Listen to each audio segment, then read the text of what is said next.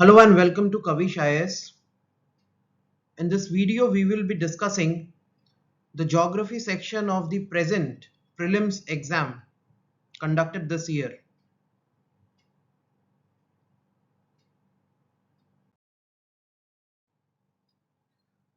First question. Consider the following statement. Jhelum River passes through Vular Lake. Is it true or false? It is true. Jhelum River starts from spring of Verinag and flows through Vular Lake. Vular Lake gets most of its water from Jhelum River. So first is correct. Second is Krishna River directly feeds Kolleru Lake. This is not that true because Kolleru Lake gets water from both Krishna and Godavari, but none of the river falls directly into Kolleru Lake. There are streams from Krishna River and streams from Godavari River that put water into Kolleru Lake. So second statement is false. And the third is meandering of Gandak River formed Kanwar Lake. Kanwar Lake is situated in Begusarai, okay, in Bihar. Bihar में मिलता है कंवार lake और गंडक या फिर बूढ़ी गंडक का एक oxbow मियांडर से कंवार lake बना है. Okay, so the third statement is correct. यहां पे इस साल यूपीएससी ने थोड़ा चेंज किया है. पहले ऑप्शंस में आता था 1 एंड 2 1 एंड 3 इस टाइप से, मगर यहां पे पूछा गया है कि कौन कौन से कितने स्टेटमेंट करेक्ट हैं. तो एक तरीके से जो एलिमिनेशन मेथड यूज करते थे एस्पिरेंट्स, उसको कुछ हद तक निगेट किया गया है यहाँ पे. तो first and third statement is correct, which means only two statements are correct. So B will be the correct answer.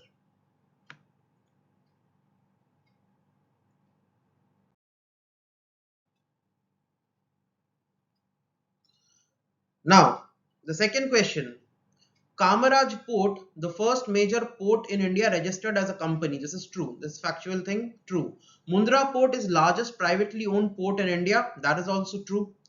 And third is Vishakhapatnam Port is the largest container port. This is not true.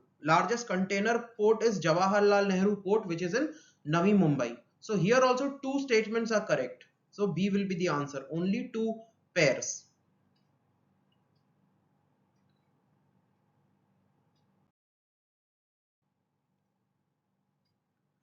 Third one. Consider the following trees: jackfruit, mahua, and teak.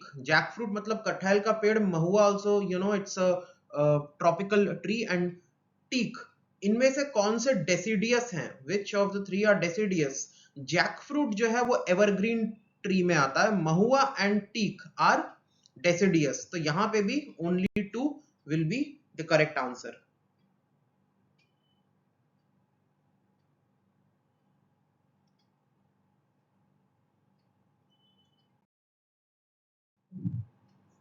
Next question.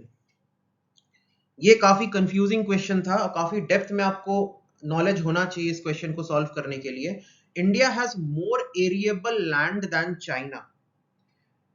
India अब तक का सबसे बड़ा देश था जिसके पास एरिएबल land है. अभी यूएसए बन गया है 2023 में, मगर यूएसए भी बहुत ही थोड़े मार्जिन से इंडिया से आगे है. India has about 156 million hectare land which is arable, और वहीं पे यूएसए के पास ऑलमोस्ट 157 है.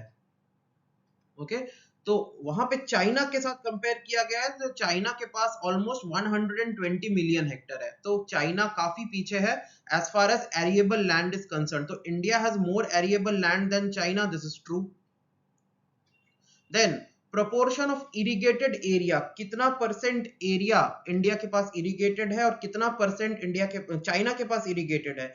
चाइना के पास जो उनका टोटल लैंड है उसका 41% इरिगेटेड है, जबकि इंडिया के पास अबाउट 48% लैंड जो है वो इरिगेटेड है. तो प्रोपोर्शन देखा जाए तो इंडिया का ज्यादा है compared to China. तो सेकंड वाला स्टेटमेंट भी सही है. The proportion of irrigated area is more in India as compared to China. Third one, the average productivity per hectare in Indian agriculture is higher than that in China. ये गलत है, क्योंकि China 1 hectare जमीन में about 4.7 ton अनाज उगा लेता है, और जबकि इंडिया उसी 1 हेक्टर जमीन में about 2.9 टन अनाज उगाता है। तो चाइना का ऑलमोस्ट डबल है प्रोडक्शन 1 हेक्टर जमीन में। तो यहाँ पे भी the first and second statement are correct. तो यहाँ पे how many of the above statement are correct? Only 2। B will be the answer. Then which one of the following is the best example of repeated falls in sea level giving rise to present day of extensive marshland? ये जो 4 marshland है, इसमें से कौन सा marshland इस वजह से बना है क्योंकि सी लेवल में काफी फॉल देखा गया है? Okay, the correct answer is run of Kutch. Run of Kutch का जो एरिया है, गुजरात का जो एरिया है, वहां पे टेक्टोनिक एक्टिविटी काफी ज्यादा है। उस टेक्टोनिक एक्टिविटी के वजह से रन ऑफ कच्छ का जो एरिया है वो भी सी लेवल से ऊपर चला गया, और वहां का सी लेवल लैंड के कंपैरिजन में डिक्लाइन हो गया। तो बाकी जो मार्श लैंड है वो रिवर या फिर सी का एरिया उसके वजह से बना है, रिवर के डेल्टाइक रीजन की वजह से बना है, जबकि run of Kutch sea level और टेक्टोनिक रीजन्स के वजह से बना हुआ है। रन ऑफ कच्छ का जो एरिया था वो एक्चुअली में पहले अरेबियन सी का पार्ट था, but due to tectonic activity sea नीचे चला गया and the land became exposed and became a marshy land called Run of Kutch. So D will be the correct answer.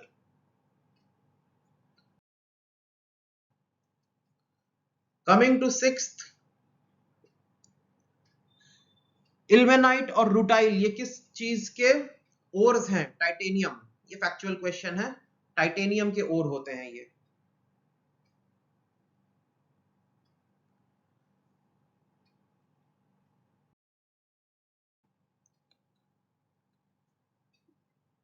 Next, 3/4 of world's cobalt, a metal required for manufacturing of batteries for electric motor, is produced. इसका correct answer है democratic Republic of Congo.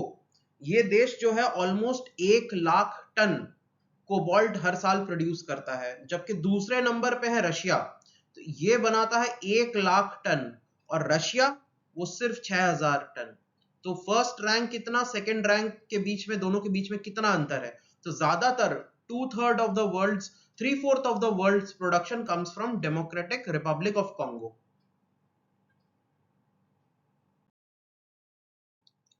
Now, which of the following is part of Congo Basin? Congo Basin Africa के western side में पड़ता है, और यहाँ पे कुल 6 देश हैं: Cameroon, Central African Republic, Democratic Republic of Congo, Republic of Congo, Equatorial Guinea और गैबन। ठीक है, तो इसमें से हमको कैमरून ही देखने को मिल रहा है, तो Cameroon will be the answer here.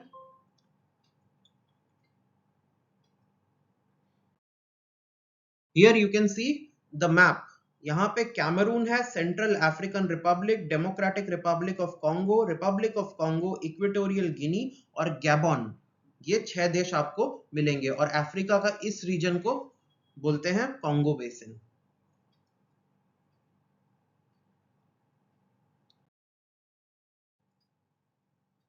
Now, consider the following statement. Amarkantak hill are at the confluence of Vindhya and Sahyadri. ये गलत है। अमरकंटक हिल जो है वो विंध्या और सतपुरा के कॉन्फ्लुएंस में है। सह्याद्री तो वेस्टर्न घाट को बोलते हैं। ठीक है, तो पहला गलत, पहला स्टेटमेंट इज रॉन्ग। दूसरा, Biligiri Rangan hills constitute eastern most part of Satpura range. Satpura range के ईस्टर्न मोस्ट पार्ट को क्या कहते हैं? ईस्टर्न मोस्ट पार्ट को कहते हैं Maikala range. Maikala range eastern most part को, जबकि ये जो हिल है बिलीगिरी रंगन हिल्स ये कर्नाटका में है। ठीक है, सतपुरा कर्नाटका में नहीं जाता, तो second is also wrong. Third is Seshachalam hill constitute southern most part of Western Ghat. ये भी गलत है। शेषाचलम हिल आंध्र प्रदेश में है और ये ईस्टर्न घाट का पार्ट है, जबकि वेस्टर्न घाट का जो सदर्न मोस्ट पार्ट है that is Cardamom Hills. Okay, southern tip को कार्डमम हिल्स बोलते हैं, तो तीसरा वाला भी गलत है। So how many of the statement given above are correct? None, कोई भी इसमें से ठीक नहीं है। With reference to India's project on connectivity, India के कनेक्टिविटी प्रोजेक्ट्स के बारे में ये 3 स्टेटमेंट दिए गए हैं। East west corridor under golden quadrilateral project, east west corridor is under golden quadrilateral project, connects Dibrugarh जो असम में है एंड सूरत जो गुजरात में है। क्या ये स्टेटमेंट सही है? नहीं, ये स्टेटमेंट उतना सही नहीं है। इट कनेक्ट्स सिलचर, सिलचर नाम का एक सिटी है जो कि असम में है, उसको कनेक्ट करता है फ्रॉम गुजरात में एक और सिटी है जिसका नाम है पोरबंदर। इन दोनों सिटीज को कनेक्ट करता है ईस्ट वेस्ट कॉरिडोर। ओके, तो पहला इज गलत। Second is trilateral highway connects Moreh, Moreh एक जगह है मणिपुर में, वहां से चियांग माई इन थाईलैंड। तो पहले इंडिया आता है, मणिपुर, फिर आता है म्यांमार और फिर आता है थाईलैंड। तो एक ट्राइलैटरल हाईवे है जो इन तीनों को ऐसे जोड़ता है। ठीक है, तो मोरे मणिपुर में, चियांग माई थाईलैंड में, वाया म्यांमार, म्यांमार बीच में आता है और लास्ट में आता है थाईलैंड। मगर थाईलैंड में जो जगह जहां पे ये रोड खत्म होती है that is known as Mae Sot, MEESOT, Mae Sot. ठीक है, तो ये जो ट्राइलैटरल हाईवे है ये माइसॉट में जाके खत्म हो जाता है ना। ऑब्वियसली माइसॉट से रोड है चियांग माई, क्योंकि चियांग माई उसके थोड़ा सा साउथ में ही है, but trilateral highway stops at Mae Sot. तो technically this second option, second statement is also wrong. ये चियांग माई तक नहीं जाता, ये माइसॉट में जाके रुक जाता है। Okay, and third one, Bangladesh, China, India, Myanmar economic corridor connects Varanasi in UP with Kunming in China. तो चाइना का कनमिंग तो ठीक है, मगर इंडिया में ये वाराणसी तक नहीं जाता, ये कोलकाता तक ही रहता है। ओके, कोलकाता से होते हुए बांग्लादेश, फिर अगेन इंडिया का पार्ट, नॉर्थ ईस्ट का पार्ट, फिर म्यांमार होते हुए ये चाइना चला जाता है कनमिंग एरिया तक। So third one is also wrong, so D will be the answer.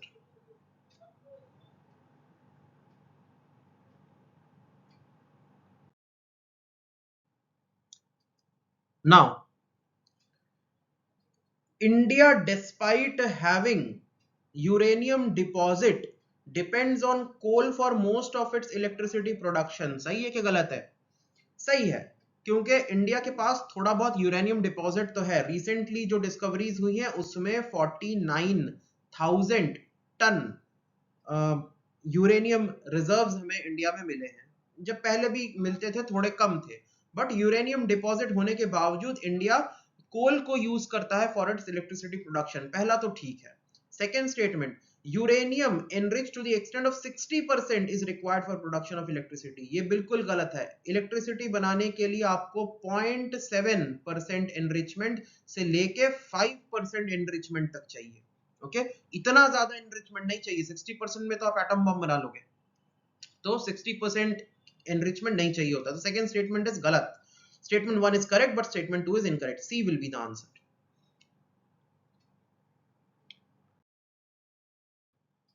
Next question, object in space or description।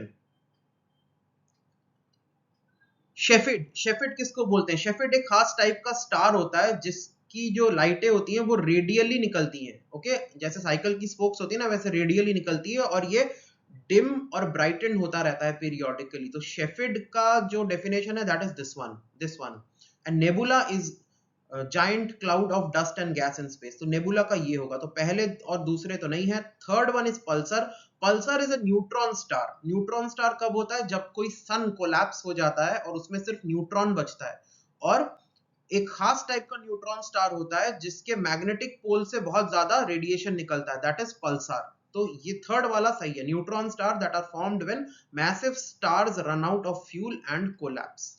ठीक है, तो only third one is matching. How many of the above pair are correctly matched? Answer is A, only one.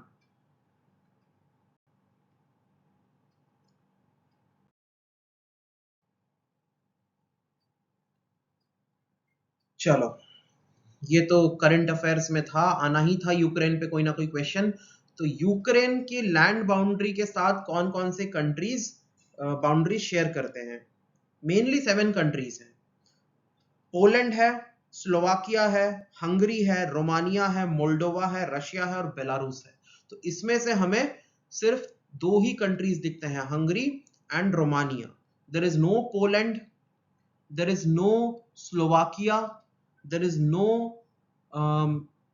Romania, there is no Moldova, there is no Russia, and there is no Belarus. There is Romania, but there is no Russia and there is no Belarus. तो Hungary and Romania he 2 countries हैं जो boundaries share करती हैं out of all these options. तो only 2।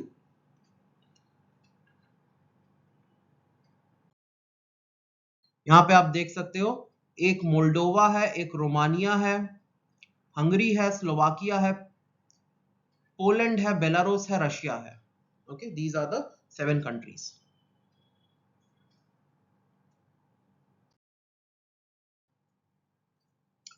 चलो, with reference to Earth's atmosphere, which of the following statement is correct? अर्थ के atmosphere के context में कौन से स्टेटमेंट सही हैं? Total amount of insolation received at equator is रफली about 10 times than that received at the poles. ये थोड़ा सा गलत स्टेटमेंट है, बिकॉज पोल्स में जो इंसोलेशन मिलता है दैट इज अबाउट 70 वॉट पर मीटर स्क्वायर, और इक्वेटर में जो ट्रॉपिक रीजन में जो इंसोलेशन है दैट इज अबाउट 320 वॉट पर मीटर स्क्वायर। तो 10 टाइम्स तो नहीं है, 4.5 टाइम्स जरूर है ये। ओके, तो पहला तो गलत है। Then infrared rays constitute about 2/3 of insolation. 2/3 of insolation नहीं है, 49.4% इंसोलेशन जो है that constitutes of infrared rays, almost आधा, 2/3 नहीं है। तो बी इज ऑल्सो गलत। यहां पे डी भी देखते हैं, infrared waves are part of visible spectrum of electromagnetic waves of solar radiation, ये भी गलत है। विजिबल अपना ही एक स्पेक्ट्रम है, उसके एक तरफ होता है इंफ्रारेड और दूसरी तरफ होता है अल्ट्रावायलेट। ठीक है, तो infrared is out of visible spectrum, तो ये भी गलत है। C will be the answer. C क्या है? Infrared waves are largely absorbed by water vapour that is concentrated in the lower atmosphere. जो गैसेस इंफ्रारेड वेव्स को रोकती हैं, जो ग्रीन हाउस इफेक्ट लाती हैं, that is carbon dioxide, methane, मगर सबसे ज्यादा वाटर वेपर, बिकॉज एटमॉस्फेयर में सबसे ज्यादा मात्रा में वाटर वेपर मौजूद होता है कंपेयर्ड टू मीथेन और carbon dioxide. So that is why water vapour absorbs most of the infrared waves. Okay,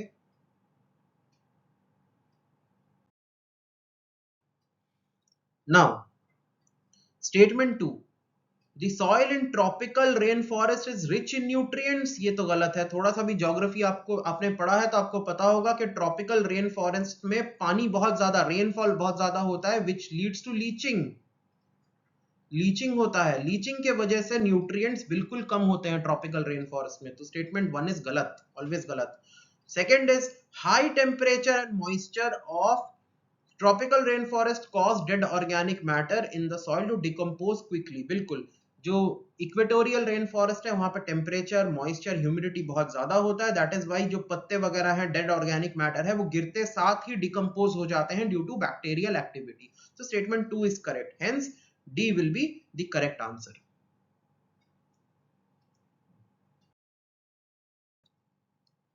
now consider the following statement. Statement 1, temperature contrast between continent and ocean is greater during summer than in winter।